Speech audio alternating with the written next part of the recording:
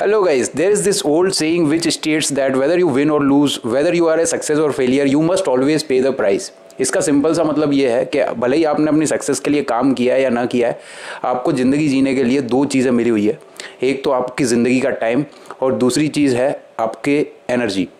इसको दूसरे टर्म्स में आध्यात्मिक टर्म्स में रेफ़र किया जाता है शिव और शक्ति के फॉर्म में। शिव को एक और नाम दिया जाता है महाकाल।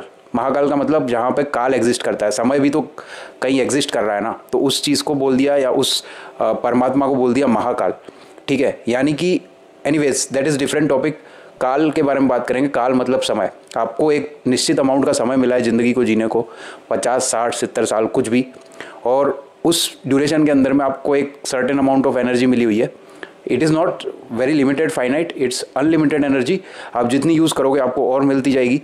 तो आपके साथ शिव है, आपके साथ शक्ति है, या फिर समय और ऊर्जा, ये दो चीज़ें आपकी ज़िंदगी बनाती है। दोनों चीज़ों को एक सर्टेन डायरेक्शन में लगा करके इस्तेमाल करना शुरू कर देते हो। जैसे ही आप वो डायरेक्शन पकड़ जाते हो, actually getting the right direction is the biggest success of life. And now we will talk about how you will pay the price if you are not successful. कोई अनसक्सेसफुल व्यक्ति अनसक्सेसफुल होने के साथ साथ अपने जीवन में एक डेंट भी लेके आता है, क्योंकि उसने अपना टाइम लूज़ किया। देखो, टाइम और एनर्जी तो वैसे भी टाइम के साथ चली जाएंगी, उनको यूज़ करने का हक हमारा अपना है, और उस हक को अगर आपने इस्तेमाल नहीं किया तो आपकी ज़िंदगी में ना काफ़ी चीज़ों की कमी हो जाएगी। और वो चीज़ें अलग अलग फॉर्मेट में आपके सामने आती है। कभी वो पैसे के फॉर्मेट में आती है, कभी रिलेशनशिप के फॉर्मेट में आती है, कभी वो अनसेटिस्फैक्शन के फॉर्मेट में आती है, कभी सुख शांति या कोई भी XYZ, कभी सोशल स्टेटस के फॉर्मेट में आती है।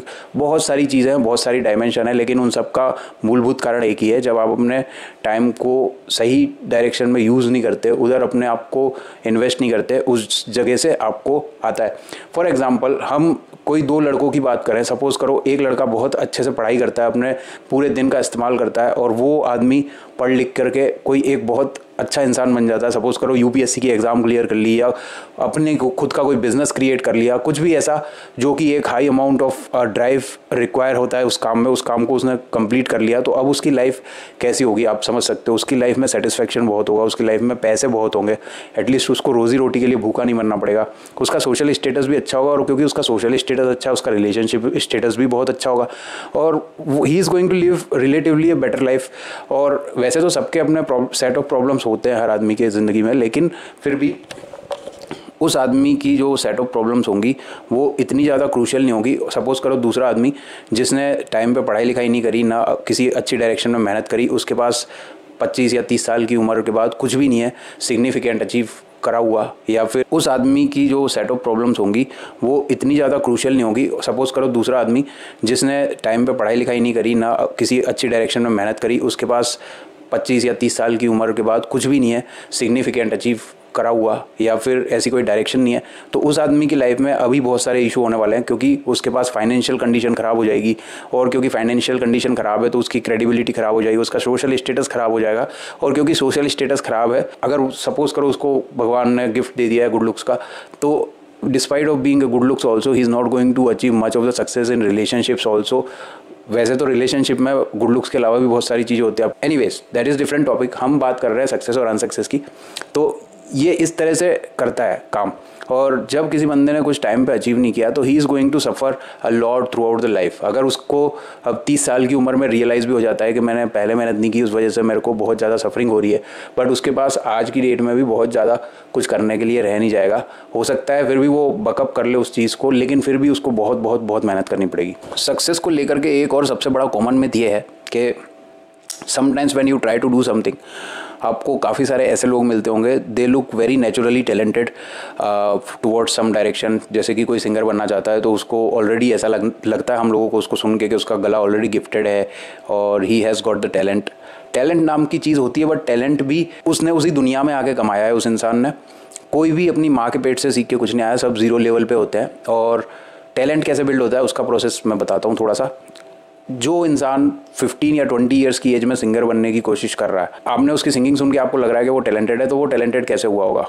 उसने अपने बचपन के दिनों में हो सकता है अपने गले को यूज़ करना अच्छे से सीखा हो। देखो, सिंगिंग में काफ़ी चीज़ें होती है। एक तो अच्छे से हियरिंग होनी चाहिए, उसके बाद आपका ब्रेन का इस्तेमाल होता है, आपको वो सिंक्रोनी पकड़ में आनी चाहिए म्यूज़िक की, उसके अंदर भी टाइमिंग का बहुत इंपॉर्टेंस होता है, और फिर उसको एग्जीक्यूट करना आना चाहिए। तो ये सब बहुत सारी एक्टिविटीज़ होती है जो कि एक आदमी परफॉर्म करता है। ये हर एक को नेचुरली नहीं मिलती ये चीज़। तो जिस इंसान ने बचपन से इन चीज़ों की प्रैक्टिस करी होती है, कॉन्शियसली और सबकॉन्शियसली दोनों वे में हो सकता है। सबकॉन्शियसली ऐसे हो सकता है कि हो सकता है बचपन में उस इंसान का टारगेट ना रहा हो सिंगर बनने का, लेकिन वो काफ़ी ज़्यादा अपने थ्रोट को यूज़ करता हो, वॉइस मॉड्यूलेशंस करता हो और काफ़ी अप्स एंड लूज उसने अलग अलग तरीके से ट्राई करे हो सकता है खेलने कूदने के बहाने कभी तेज़ चिल्लाना, कभी धीरे बोलना और दूसरों की आवाज़ मिमिक करना, भले ही कॉमेडी पर्सपेक्टिव से या यार दोस्तों के साथ हंसी ठिठोली करते टाइम उसने ये सब चीज़ें ट्राई करी हो। लेकिन हो सकता है उन सब चक्कर में उसके गले पे उसका कमांड आ गया, उसको उसके दिमाग पे एक सबकॉन्शियस ट्रेनिंग हो चुकी है उस चीज़ की, तो डेफिनेटली वो अच्छा परफॉर्म करेगा compare to the guy who has just decided at the age of 20 कि अब उसको सिंगर बनना है। वो एक सिंपल एक विचार है जो आप सोसाइटी ने आपके दिमाग में डाला है, उस विचार से आपके पास्ट कर्म मैच करते या नहीं करते, that is very different perspective at all. Same to same आप एथलेटिक्स के केस में भी देख सकते हो, जो बच्चे अच्छे आउटडोर स्पोर्ट्स खेलते रहते हैं बचपन से ही, बचपन में तो सब बच्चे एक जैसे होते हैं, छोटे 4-5 किलो के होते हैं ना, फिर वो धीरे धीरे बड़े होते हैं, जब उनको अच्छी डाइट मिलती है और वो आउटडोर स्पोर्ट्स में अपना इंटरेस्ट रखते हैं शुरू से, जब बच्चा 5 साल का हुआ, 8 साल का हुआ, 10 साल का हुआ, they are going to obviously perform better when they enter into adulthood compare to the guys who are just sitting in a room playing video games and watching movies. उन लोगों को बिल्कुल, एक तो वो अब उनका शरीर वीक रह जाने वाला है, दूसरा उनकी मेंटल कंडीशनिंग नहीं हो पाएगी, तो उनके पास कम आर डिफरेंट। ऐसे में कोई लड़का अगर ये सोचे कि मुझे 18 साल की उम्र में अचानक से उसके दिमाग में ख्याल आए कि मुझे स्पोर्ट्समैन बनना है, तो उसकी वो कंडीशनिंग पिछले 18 साल की तो रही नहीं होती, तो he is obviously going to lag, right. तो ये चीज़ें होती हैं, इसलिए लक नाम की कोई चीज़ नहीं होती। आपको लगता है कि कोई बंदा आप टैलेंटेड देखते हो तो आपको लगता है कि वो लकी है, लकी नहीं है, उसने वो सबकॉन्शियसली उस टैलेंट को बिल्ड किया रहता है, उसने सबकॉन्शियस लेवल पे उस डायरेक्शन में उतनी मेहनत की होती है जितनी मेहनत से उसको वो टैलेंट मिला है, जिस भी लेवल का उसको टैलेंट मिला है उतनी मेहनत उसकी लग चुकी है। कोई लड़का पढ़ाई में आ गए तो उसने डेफिनेटली अपने दिमाग को एकाग्र करना सीखा है किताबों में, तभी वो पढ़ाई में आगे रहता है। तो ये बात एकदम पक्के से बिठा लेना अपने दिमाग में, ऐसी कोई चीज़ होती ही नहीं कि किसी को टैलेंट मिल गया। जेनेटिकली काफ़ी चीज़ें हो सकती है, कोई ट्यून्ड हो सकता है पर्टिकुलर एट्रीब्यूट के लिए, जैसे जेनेटिकली कोई किसी को सांवला रंग मिल जाता है, किसी को गोरा मिल जाता है, किसी को अच्छी हाइट मिल जाती है, किसी को छोटी हाइट मिल जाती है, ये सब फैक्टर्स होते हैं। This you can say as luck, क्योंकि आप किस माँ बाप के घर में पैदा हो गए ये आपका अपना चॉइस नहीं होता, आपका अपना कॉन्शियस डिसीजन नहीं होता, आप बस आते हो दुनिया में जिस भी माँ बाप के थ्रू आए हो, तो इट इज़ सॉर्ट ऑफ है गिफ्ट टू यू। पर उस गिफ्ट को यूज़ करके, मैंने जैसे वीडियो की स्टार्टिंग में बताया था, एक फिक्स समय मिला हुआ है, उसमें आपको अपनी एनर्जीज़ को यूज़ करना है। तो वो ये बॉडी आपको एक टूल की तरह मिली हुई है। ऑफ कोर्स इस टूल का आपको ख्याल रखना है, इसकी फिटनेस रखनी है, क्योंकि एक फिट बॉडी आपका अंत तक साथ देगी। तो अगर आप फिटनेस रखोगे तो आप अपने पूरे टाइम का इस्तेमाल कर सकते हो, अपनी पूरी एनर्जीज़ का इस्तेमाल कर सकते हो, और जब आप उस चीज़ को अच्छे से करोगे तो ऑफ कोर्स आपकी लाइफ में सक्सेस आएगी ही आएगी।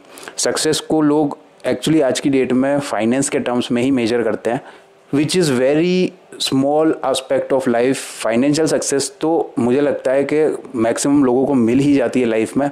बहुत कम लोग होते हैं जो अपनी पूरी ज़िंदगी में कुछ नहीं कमाते पैसे, बाकी अधिकतर लोग कुछ ना कुछ कमा ही लेते, क्योंकि आप ये सोसाइटी पूरी फाइनेंशियल इकोसिस्टम को सेंटर में रख के ही चलती है। और you are also trained to earn money only from your schooling to your job और आफ्टर जॉब ऑल्सो।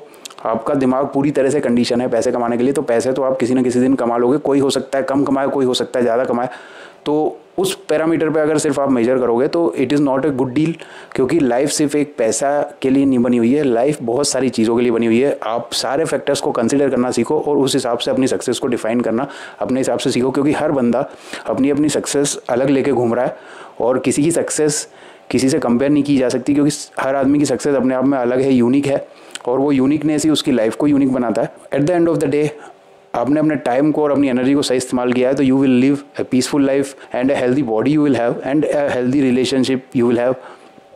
अपने मन में आप अपने आप की इज्जत करोगे, यही सबसे बड़ी सक्सेस होती है।